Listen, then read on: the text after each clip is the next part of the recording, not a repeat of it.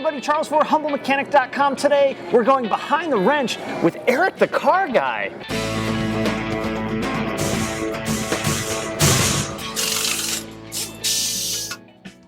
So, Eric, welcome to the show. Thank you, Charles. Thank you for being here. We are here at Apex, actually, 2015 or so. Spent a lot of time over at SEMA as well. Yes, we did.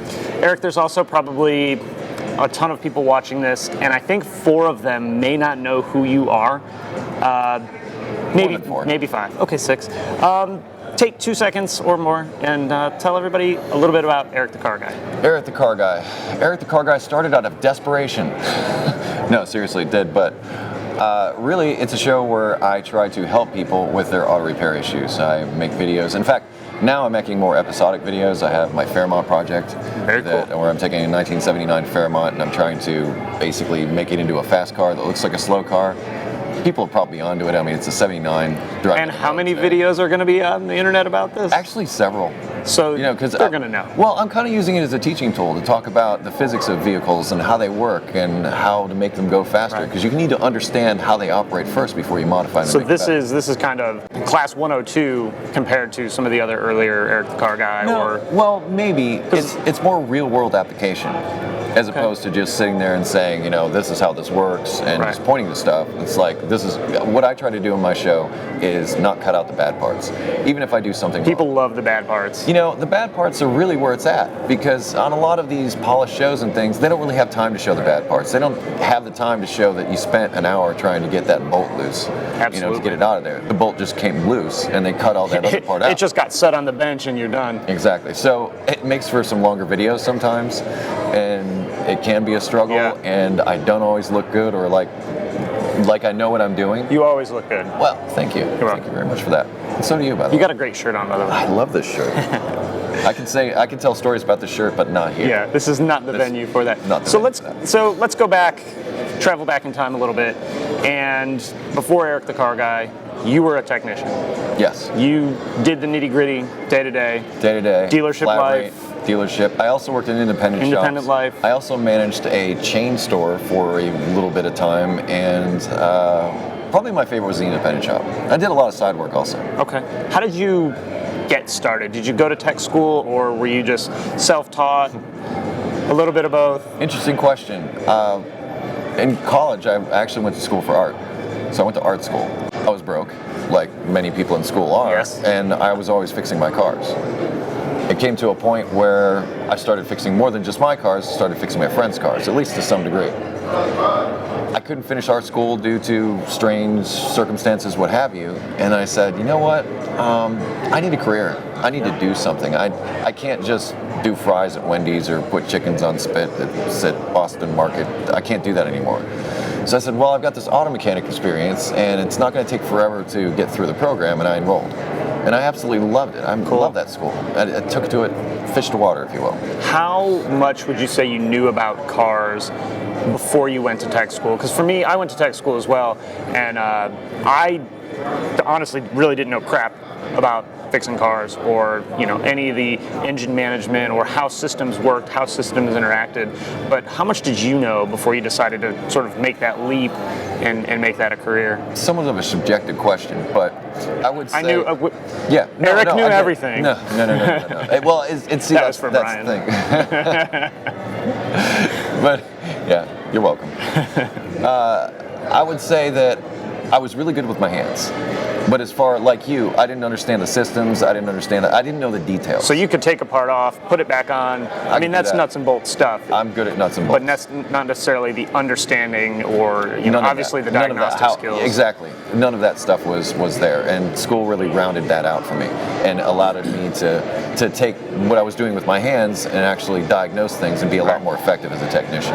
Also working at the dealership. Yeah. To me, experience is what teaches you. Absolutely. And dealership experience was interesting than the independent shop because you get to see pattern failures. Absolutely. You get to see over and over, sometimes ad nauseum, over and over and over. Exactly. It's like not another power steering hose recall. It's stuff like that. It's like, geez, man, I'm gonna spend my whole day doing You know what this. brand I work on, right? So I worked on a brand too. Yeah.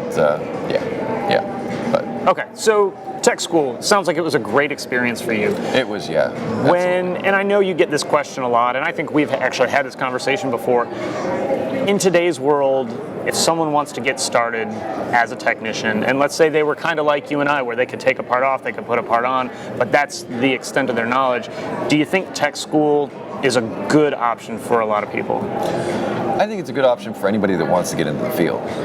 My take on this is, if you don't have that knowledge, you're actually more dangerous behind a wrench than you are otherwise, because you become a liability at that point, especially to an employer. Yeah. An employer is going to look at you and they're going to say, well, you've got no school, very little experience, and that means you're a loaded weapon, in essence. I'm not going to hand you the keys to somebody's $40,000 car and say, go fix it. And in today's space, a $40,000 car isn't that expensive of a car.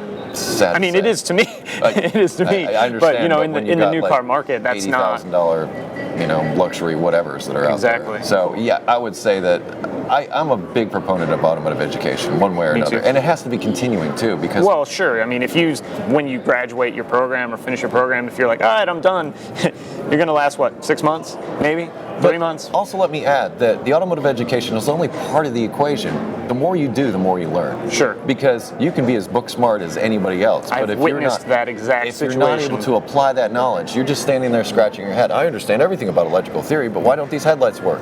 Because you're looking at the car, you're not looking at a wiring diagram in a textbook. Because that fuse is missing, that's why. You know how many times I've walked up and done that very thing? This headlight's out, and I've replaced it 3 times. I don't understand why it's not working. I keep getting bad parts. I'm like, dude, did you see that fuse right there? They're both on separate fuses. Replace it, see what happens. Ding. People really hate when you do that to them. I really hate when you do that to them. And that's the thing, it's more simple. But how did you know to check that?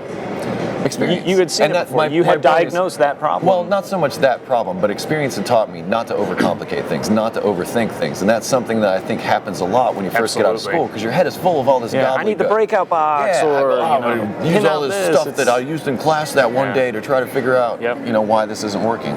So yeah, I think experience is 50% of the equation, but I also think education to back that up is something that's also equally important. I would say in my year of tech school, I learned this much, and then in 3 months of being at the dealership, I had already learned more, but without that foundation to build on, the things that I learned at the dealership wouldn't have made any sense. I wouldn't have been able to apply them to fixing the car. So nailed it. Spot on.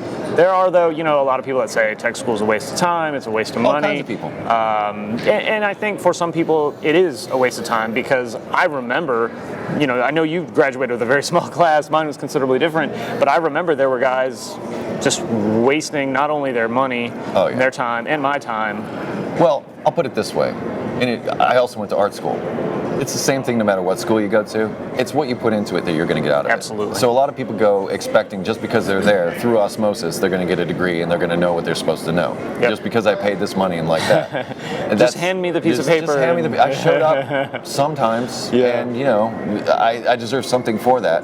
And that entitlement attitude, I think, is just, there's no place for it, especially in auto repair. So let's move into your dealership and independent life.